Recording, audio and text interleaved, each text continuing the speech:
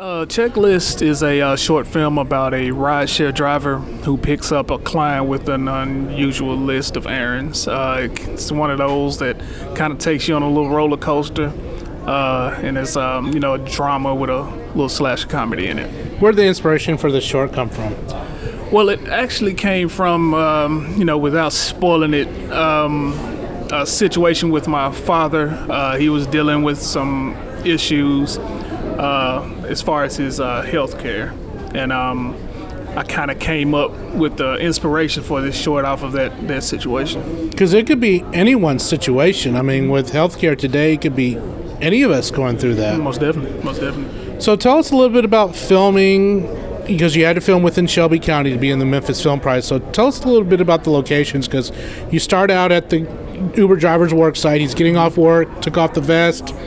He gets this ding on the phone. And tell us a little bit about the location, because I thought the locations were perfect. Well, it's actually very funny because none of it was planned.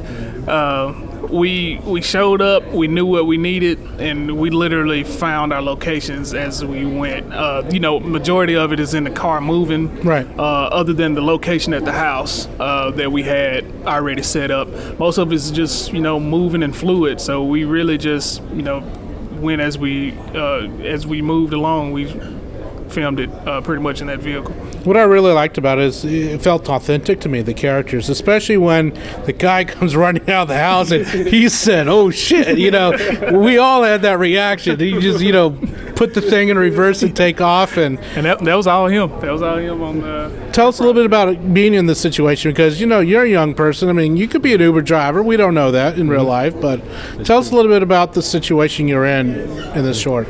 Well, in the particular short, of course, with me being an Uber driver, it's just like any other day off of work, man. I'm gonna pick up this guy and I'm gonna take him downtown.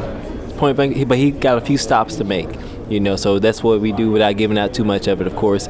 But like in that particular situation, I mean, what else? That's just normal reaction. Like he said, that was not even written.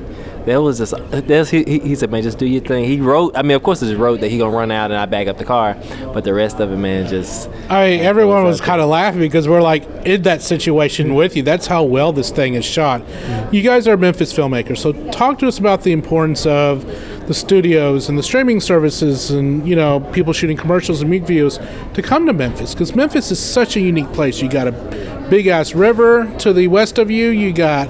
this music history, you got the civil rights history, you got human history here, you got Southern history. Tell us why they should come to film. It's a lot more stories than, people see. Usually when you turn on TV, it's LA, New York, Miami, the big cities that everybody know. You hardly ever see, Memphis and the more rural areas.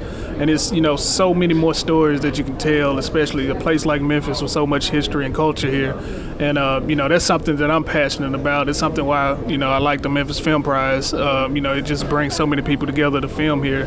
And you just come up with so many stories that you probably would never find in Memphis. And I think you would agree, I'll piggyback off what he was talking about. There's so... like you said, man, it's a gold mine here in Memphis. I think the only thing that we need to tackle more so like the film incentives, because Love City Law shouldn't have had a hard time getting here. You know what I'm saying? It's the budget and the money that they would bring in, the exposure of Memphis film in general. That shouldn't have been no question.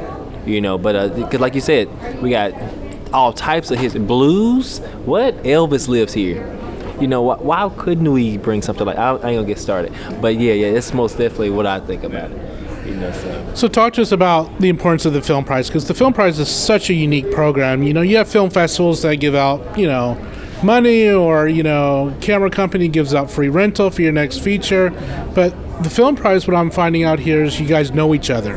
So you guys work on each other's projects, your office together sometimes, but you're competing each other. So tell us a little bit about competing against each other, because you're all winners at the end. I know that sounds cliche, but tell us a little bit about this friendly competition that's not seen anywhere else. It's kind of the iron sharpen iron aspect, because all of us have gotten better. This competition, everybody's trying to get a part of the film prize, so you have to bring somewhat of your best game to it. And if you get in, you kind of can see, you know, things you can improve on, and it's just that iron sharpening iron aspect. And plus with the $10,000, you know, from a financing aspect, you know, $10,000 you can get a lot of, you know, films made. Yeah, let's talk about that, because $10,000 in LA is not $10,000 here totally in Mississippi. You can do a lot more. Exactly. And that's why they need to come and film here, exactly. right? You can actually do very easily a feature film with $10,000 in this area. I mean, because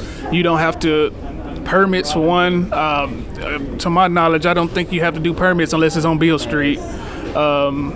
Yeah, unless you have to shut down the street, you don't need to pay for permits and all this other stuff, and you can get away with a lot more than, you know, the red tape stuff that you deal with in the bigger cities. And the people are so friendly. They're wanting to open up your home and feed you and just be involved, even if it's just hanging out on the set for the day. Yeah, people are just happy about it.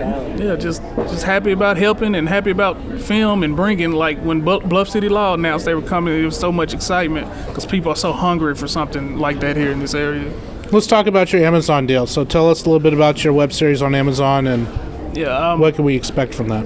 Last year I had a short film called The Sticks that made top 10, and I ended up turning that into a 7-episode web series that is now on Amazon, and it's doing pretty good so far. We just hit 5 million minutes streamed, and you know, it's a 7-episode crime drama web series, and hopefully we can get a season 2 off the ground if, you know, we're lucky enough to What's win the premise of this 10,000. web series?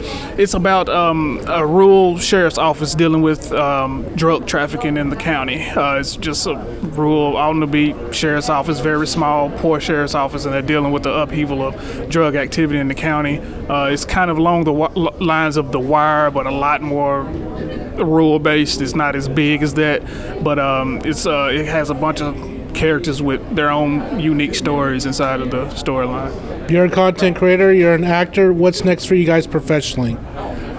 I'm just going to continue making content. I'm trying to, you know, get me a catalog of films going, and hopefully to the point to where I can do this full time. And he makes content as well. He writes and directs. Tell us a little bit about your content. Let's don't leave you out. Yeah, thank you. Yeah, so I'm Everett Anderson, man. So I write, film, and direct. The only reason why I started doing it because I'm an actor first. So I want everybody to know that I'm an actor first. If you holler at me, I act first. The only reason why I started filming, man, because I got tired of waiting for casting directors and stuff like that. So why not write my own stuff, you know, then film my own stuff, you know, so that's why I started doing all that. But so my production company that I've created a few years ago called Men in Media, right? You can find it on YouTube, got a ton of different stuff on there. A few shorts. I haven't tackled web series. This guy is a beast when it comes down to it, I promise. We can do a short film right now. You know, right now he can do it, right? It's him, but so I haven't tackled it yet, man. But I do have a few short films. I like you said, I write, direct, or whatever. I just recently did a short film called Unconditional, right? It's gonna be probably in Indie Memphis. So it wasn't shown here, but you probably be able to catch it in Indie Memphis and probably online within the next year or two. You know, it won't be released to the public no time soon or whatever. But Everett Anderson is the actor.